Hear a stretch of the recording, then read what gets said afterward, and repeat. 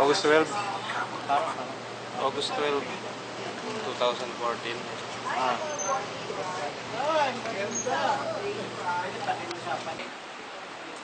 So ito sinimulan natin last a few months ago. Unang nagsalita si Mahir, nagsalita na rin. Si Edgar Doctor, nagsalita na rin.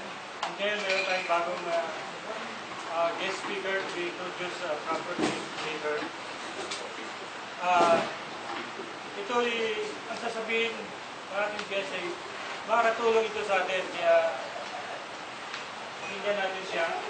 At without further ado, may I call on our fellow artist, the charming Rona Manansala, to introduce our guest speaker.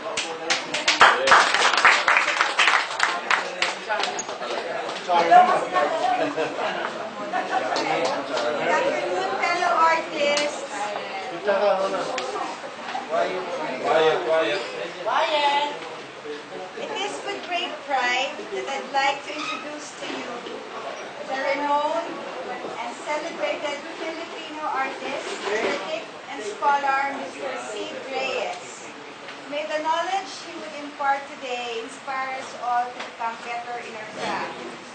Mr. Sid Reyes had written numerous books like Conversations on Philippine Art, Inspired Creativity, A Decade of Philippine Art Awards, and books of national artists like Arturo Luz and Ben Cab. He also writes reviews and essays in different media like Philstar and Inquirer, and hopefully currently working online. He has authored numerous books, reviews, and essays over a distinguished career that had won for himself numerous awards. He was given Art Criticism Awards and Art Critic of the Year by Art Manila Quarterly. In 2003, he was elevated to Hall of Fame for Art Criticism. So, ladies and gentlemen, please welcome Mr. Sid Reyes. Magandang hapon lahat sa Tuesday Group. Nagpapasalamat ako sa anyaya ni General Jun Martinez na to spend some time with all of you, my fellow artists. Yung ang naisip ko kasing format para sa ating this afternoon sa Shanghai Puntahan of discussion, marami kasi issues ang mga artists. Alam naman natin yan.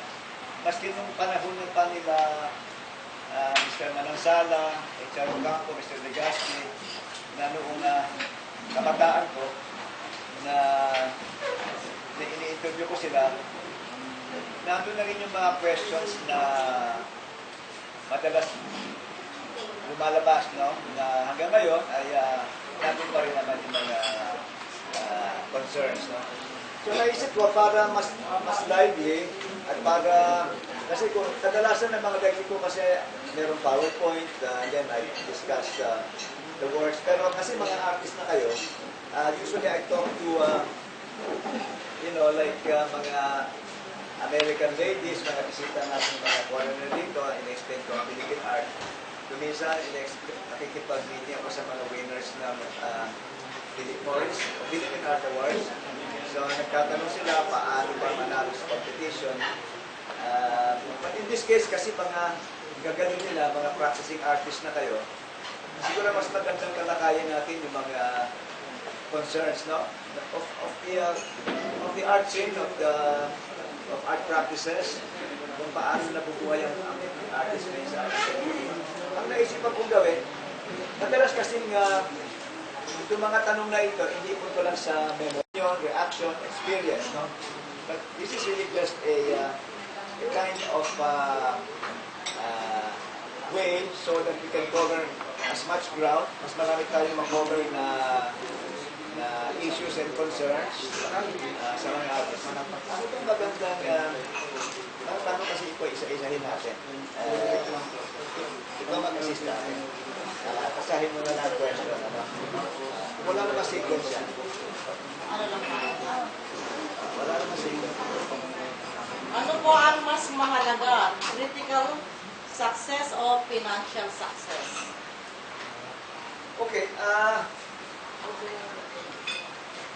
siguro bawat isa sa inyo merong kasagutan dyan. No? May mga artist na kumikita na, magaganda naman na nagawa ninyo, pero hindi kayo nabibigyan ng atensyon, ika nga sa media, sa mga art magazines, art publications. No? So, ang napansin na hanap ng mga artist ay yung critical recognition. No? Maraming artist ako na namimit na napag-aral nila ang kanilang mga anak, na itaguyod nila ang kanilang pamilya sa kanilang sining. Hindi sila nagtrabaho sa ibang kumpanya. Kaya lang wala silang pangalan sa art scene. So, I'm sure, alam niyo yung sinasabi ko, no? Na sa sipag at syaga, sa galing ng artist na ito, nabibili ang kanilang mga gawa, pero hindi sila kilala. Hindi sila, kumbaga, sa history ng Philippine art, mabigyan ng karapat-dapat na recognition. No? Mahalaga siyempre ang financial. So kayo din natitimbang kung ano mas mahalaga sa inyo. No? Bawat isa ay may critical success. Nilerespeto kayo ng mga mga fellow artist nyo. At hindi lang yung mga buyers ninyo. Yung naman financial success, nakita nyo naman kung paano nyo na itaguyod ang inyong pamilya. So, para sa akin na mahalaga pareho, pero yung kung ano mas matimbang sa inyo, I think ang sagot yan ay medyo personal na kayo ang makakasagot, no? So, I think both critical and financial success are really the ideal. And of course, I think ang gusto ng mga artist, humaba ang buhay. No? Dahil parang Picasso, 94 na yata, nung hanggang kita pa rin ang tinta.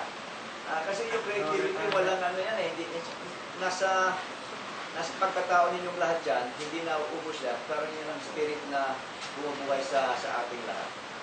Kung merong ibang mag-reaction, once you give a different reaction, yeah, it's okay. Otherwise, Okay, wala nang tanong? Ito, magandang tanong ko para to sa nakakarami. Wala pa pong gallery na kumukuha sa akin. Ano po ang advice nyo?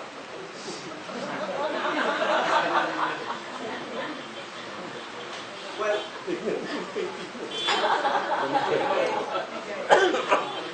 yung I will assume na marang ulikot na yung artist sa gallery, ano? Ulitin. Wala po. Bawat gallery meron Wala po. kanya-kanyang Wala po. Wala po.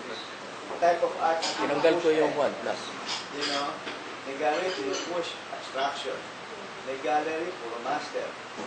May gallery puro mga young discoveries. Young masters, no? So, hindi natin alam kung hindi pa kayo nakuha ng gallery dahil you're going to the wrong galleries. Yan.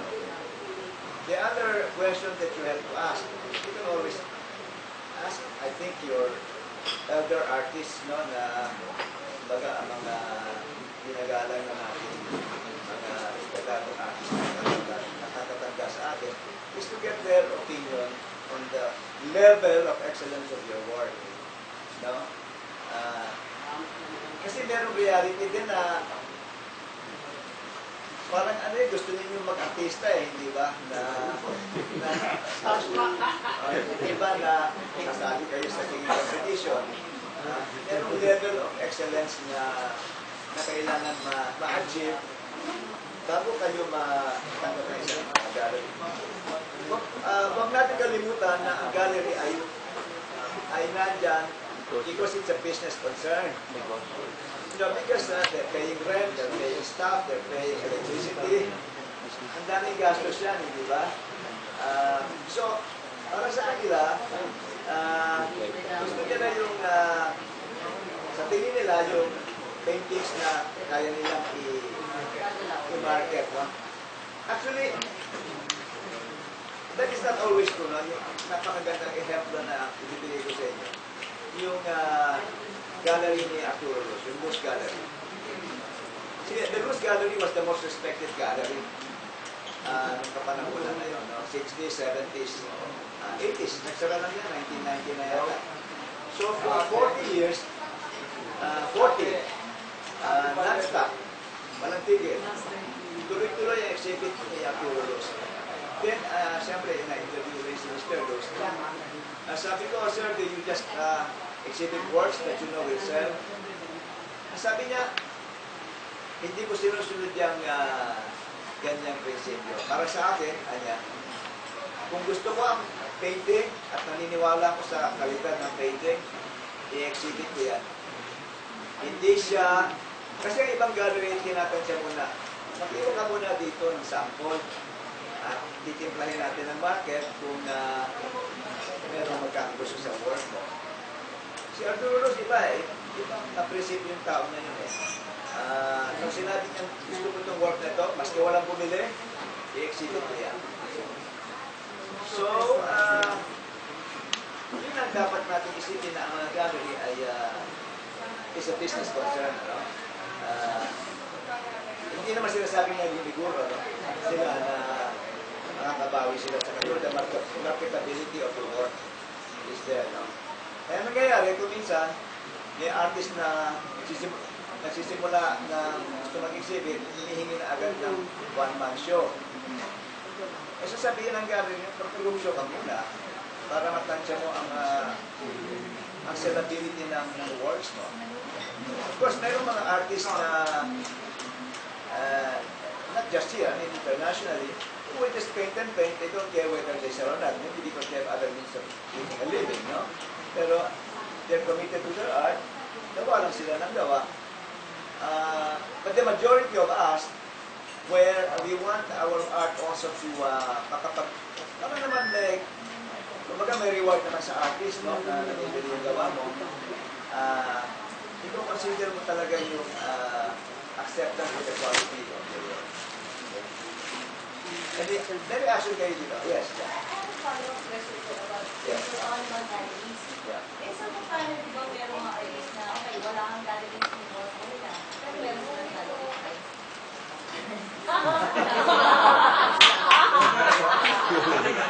Okay, maganda. Nice question.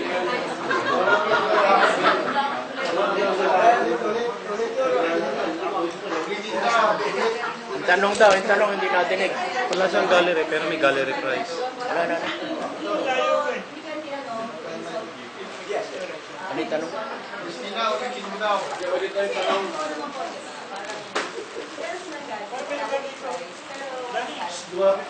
Dito ka. How do you come about price? I would consider the term gallery price this studio or his house as his gallery. Meaning say that is his price. That is the price, yun ang price na what he believes is the worth. Gallery,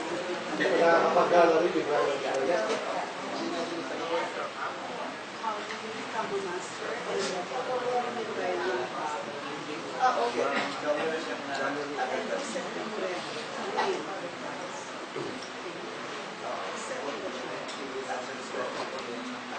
Is there a question there? Ito muna, lahin natin. Ito ang tanong lang natin sa unrelated sa tanong ko. Di po ba, isa kayo sa pumipili ng national artist? Sa palagay nyo, sino po ang susunod na national artist? Well, unang-una, ang mga judges sa national artist, may kami ng kontrata na we are not supposed to talk about kung sino yung susunod na national artist. We can talk historically, kung tapos na, kung baka na iproklama na, wala na secret, di ba? So you can, I can share I can share kung sino yung mga, ang hirap kasi sa national artist, we have started to consider it parang karera ng kabayo, no? Na parang nag-uunahan sila ba? Maraming artist na nakahilera na ika na kanya-kanyang panahon lang. No? Sometimes, yung combination ng jury, Ronald Ventura, interesting contestable ngayon, ano? Ngayon, umakit ang mga iba na Pinto, for example, ni Rodel Tabaya, no? Ni Rodel Tabaya. Yun ang pwedeng masabi natin young masters, no? Binibigyan na nga sila ng sa invitation, ano? But which is not to say na masama yung ginagawa niya, which is not. Kasi copying, influence maybe. Copying is also a technique by which you can sharpen your skills. Eh? Kung ipakopya ko sa iyo ang Mona Lisa, I mean, not me, I mean you. You challenge yourself to copy the Mona Lisa, for example. Then you can grade yourself kung ano yung skill mo, no? Masama pag kinopya, kapipirma. Ano na masama? Kapirma. Oo, huwag na rin pirmahan kasi inaapin mo ngayon. Kung pinopya rin, wala. Pinirmahan. Plagiarism na yan. At saka fakery na yan. So lahat naman tayo tumadaan sa influence, no? I think all artists, you name an artist, lahat yan may influences. In fact, si Arturo Luz, for example, he is very honest about ang idol niya si Paul Cray, di ba? Kasi puro linya. If you see some of the drawings of Paul Cray, puro malagay niya ganyan. O sabi ko, oy, hindi ba Arturo Luz ito? Puro malagay niya ganyan. But then, Arturo Luz ano ba yun sana? He was able to transcend na you get sometimes an influence does not have to be another artist style. It can be a culture, for example. It can be an Oriental culture or a Western culture or a pop culture. You don't have to be influenced by any particular artist. Yes, sir. Paano bibigyan yung isang graduate ng fine arts na hindi graduate o hindi nag-aral ng fine arts? Madalas tanongin yan, sir, do I have to go to fine arts? Fine arts is good for technique, no?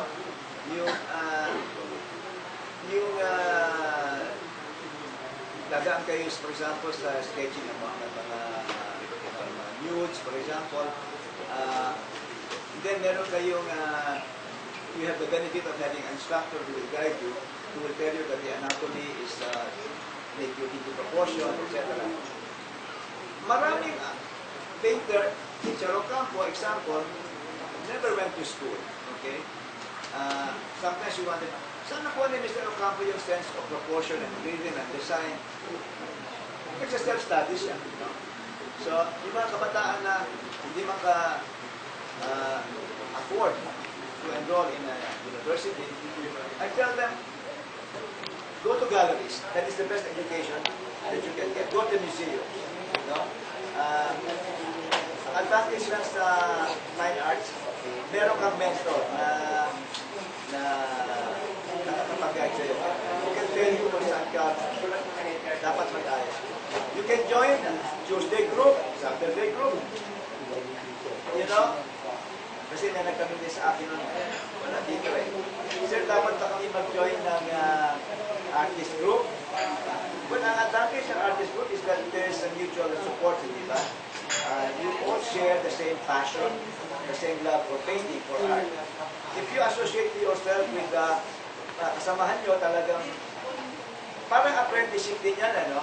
Even in this group, there are different levels of degrees of excellence, no? Yung skill, for example, by being surrounded by painters whom you consider better than yourself, you learn from them, no? Apprenticeship din yun eh. Sometimes just exposure to, kung meron isang batang observant lang at talaga serious na dedicated. Let them spend an hour. Parang OJT ba? OJT, no? Mag-observe lang sila dito. Magmasdan lang kayo. Magmasid na paggawa nyo. Paano humawak ng brush, for example. This is a university in itself. You know, the way you are being together, you learn from each other, actually. Ang sagot dyan is, if hindi cut and dried na yes or no. If you can afford it, why not? But if life did not treat you fortunately in the sense that you can go to school, the best thing to do is go to museums and galleries and keep on painting and keep on painting, you know, keep on painting. And always show your works to another artist. Kasi iba yung mata nung kasamahan mo eh. You know? Iba yung mata. Kasi masyado kayong malapit sa ginagawa nyo. Show it to someone whom you trust, ha? Someone whom you trust. Kasi, alam mo naman ang kultura ng Pilipino, hindi ba? Ayaw sensitive. Ayaw makasakit. Hingi ka ng advice. Pag sinabi yung comment niya, magagalit ka. Eh, ba't ka nagtanong? You know, so, of course, I'm putting it in a joking way. But, alam mong ginagawa ko minsan, kasi abstract ako eh, no? Artist ay mag-invento ng tawag sa kanyang art o ipaubayan na yan sa history o sa critics. Ito na name, Yung bibinyagan mo yung art magawa ng isin. isin.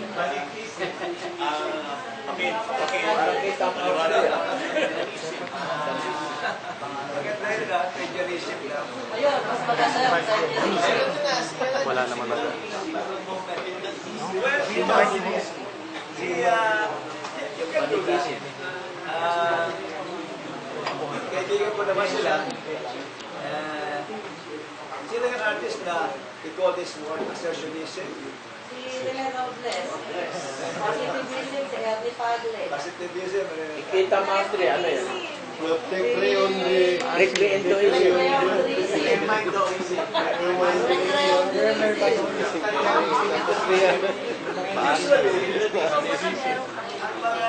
Look at the history of movement.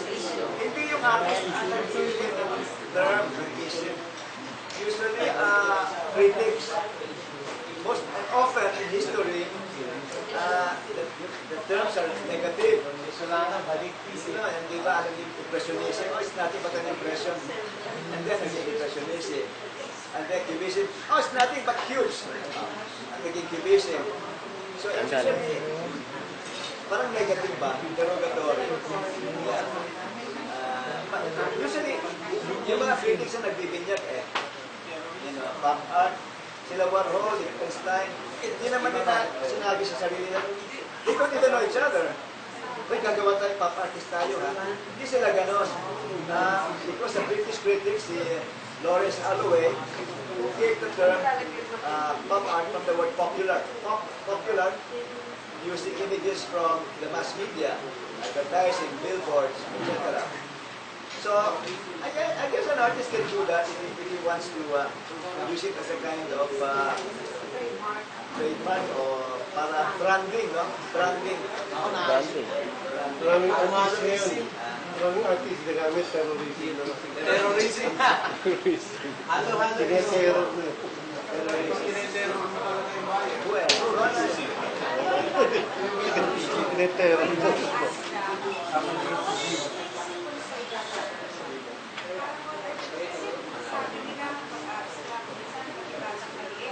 Kaya. But what for like professional artists like paano ba talaga? What are the things you consider ba talaga? well, Tunay kang abstract artist. unang-una, hindi po totoo yung kayang gawin ng anak ko. You know? Kasi in even a monkey, for example, elephant pa, bigyan mo siya ng shades of paint, bubuhos yung kanya. Ang sila matawag na doon. Nagkakalokohan. Okay.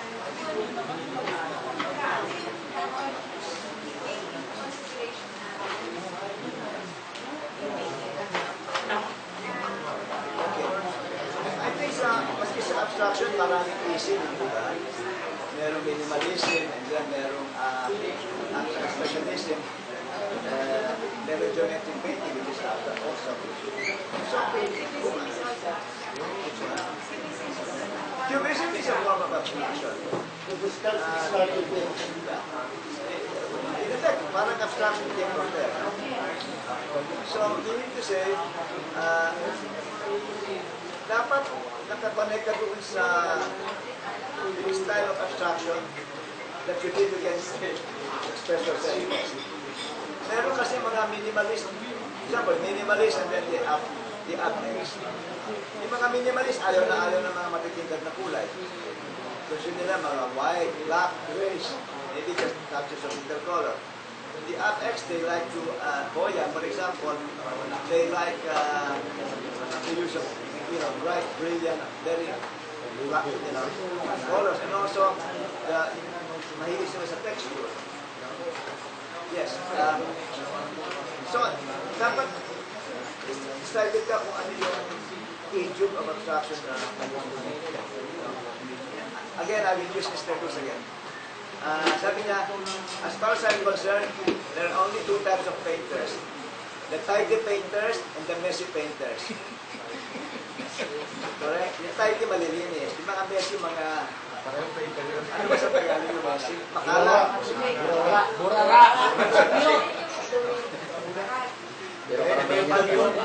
Iba yung dugyot, iba yung burara. Basta burara. Okay na? Yes, na. Yung pagpa-pricing naman, ang Ito ito muna natin. natin. Okay.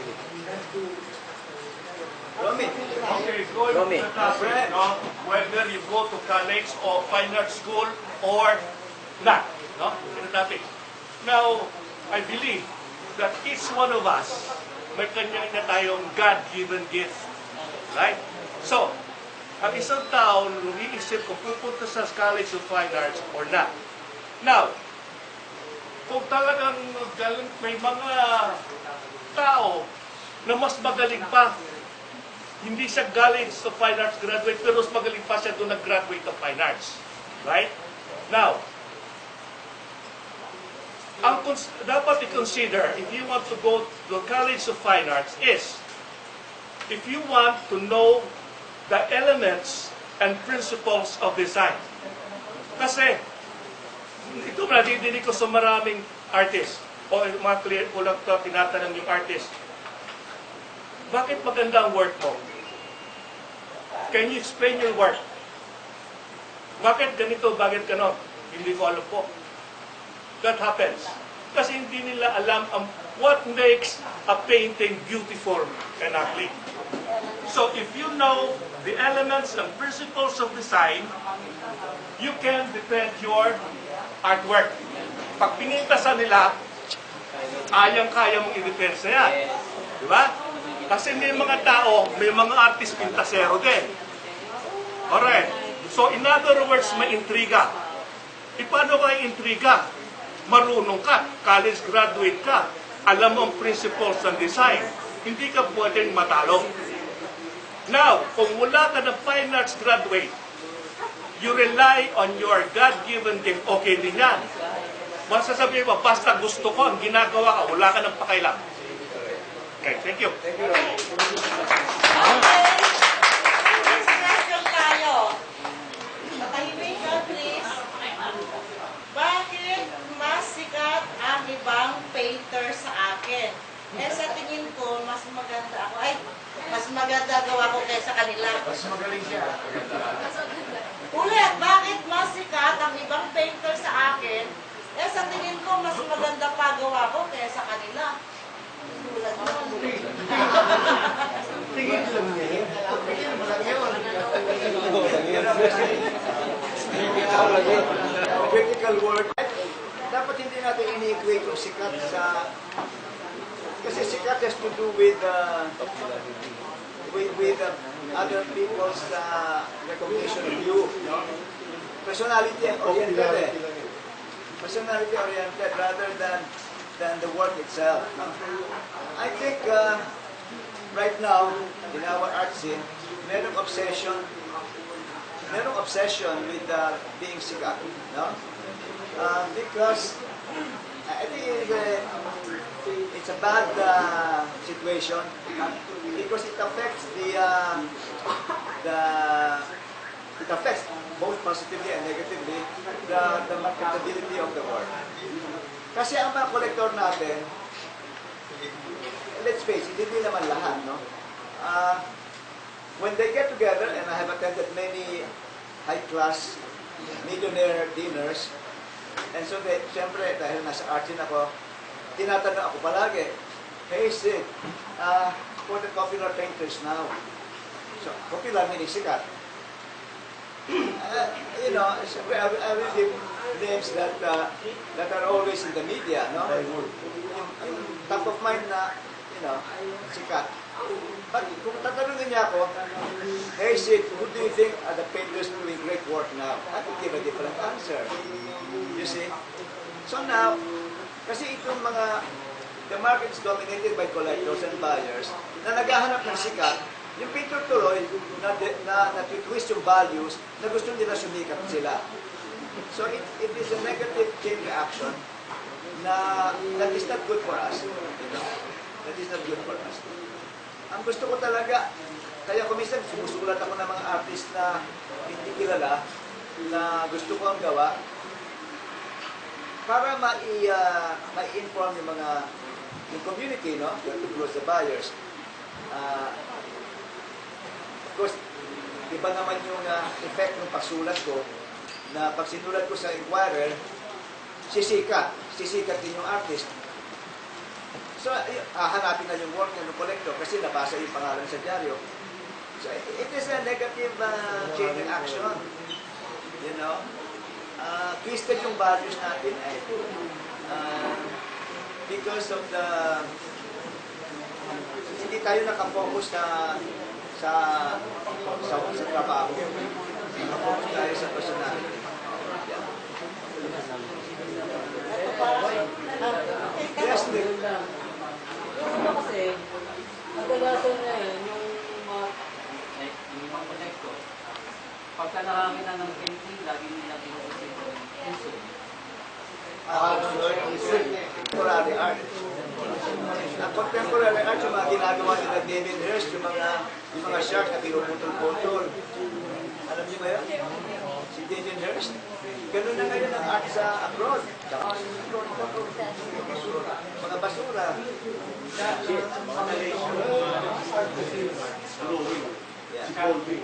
Yung contemporary art, yung aesthetics, yung idea ng ganda, is no longer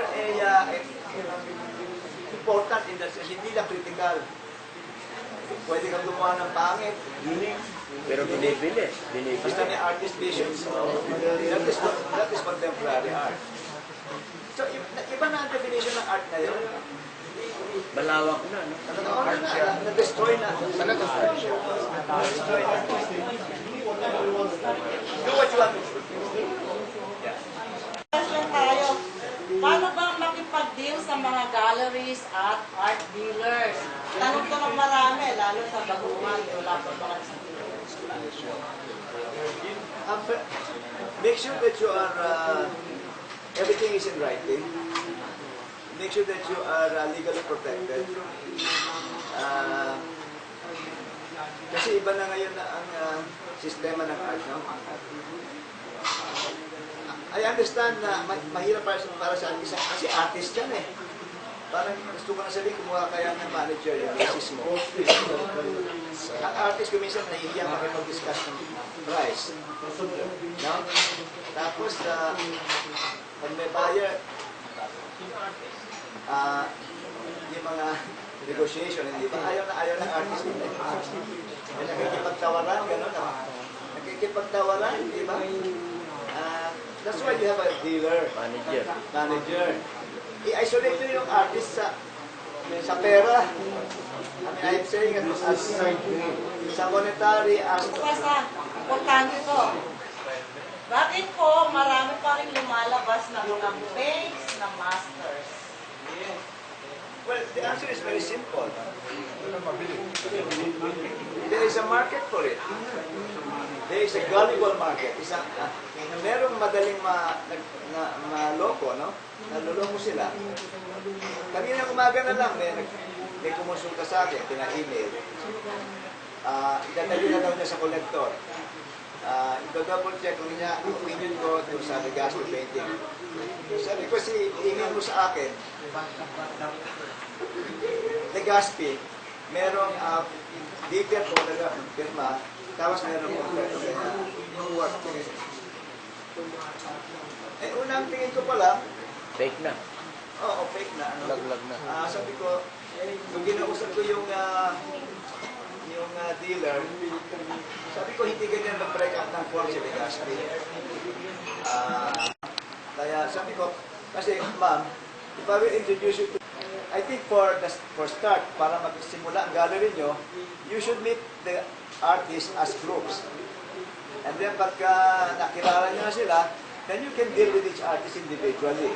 Hindi ba mas tama yan, mas pagpagal. So anyway, nagpapasalamat ako na yung unang ang show ni Miss Monteverde ay Tuesday Group. So ngayon yung gusto kong ipakita yung aking pasasalamat. Alam kong magagaling kayong lahat at meron na kasi akong gustong i-share sa inyo na sample ng aking artworks. No? Para lang kind of a souvenir of our artistic friendship. No? Yeah. Kaya nga, namimigay ako ng painting. Pero kaya tinanong ko, depende siya nino mo ibigay. Kung sa kapwa artist, maluwag ang puso ko na ibigay. Pero kung sa kolektor, sino pa bibili kung pinamimigay ko sa kung sa artist, ano ko yan kasamahan ko yan sa industriya. Sa industriya you know. At kadalasan, pag ako niregaluhan ng mga artist, ng artwork, binibigyan ko din sila ng akin. Kasi magandang sharing yun. Yeah, so, how can we do this? I have a few artworks na, these are all abstracts. Binuksan ko yung, sabi ko, ano kaya pwede kong i-share sa Tuesday Group? So I look at my old files. I have some works on paper that maybe I can raffle off to all of you para finale ng ating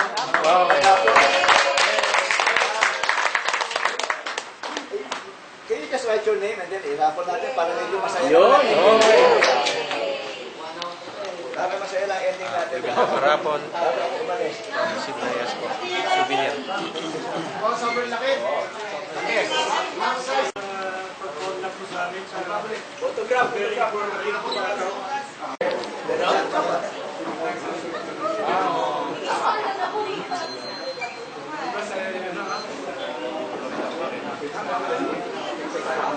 very important po.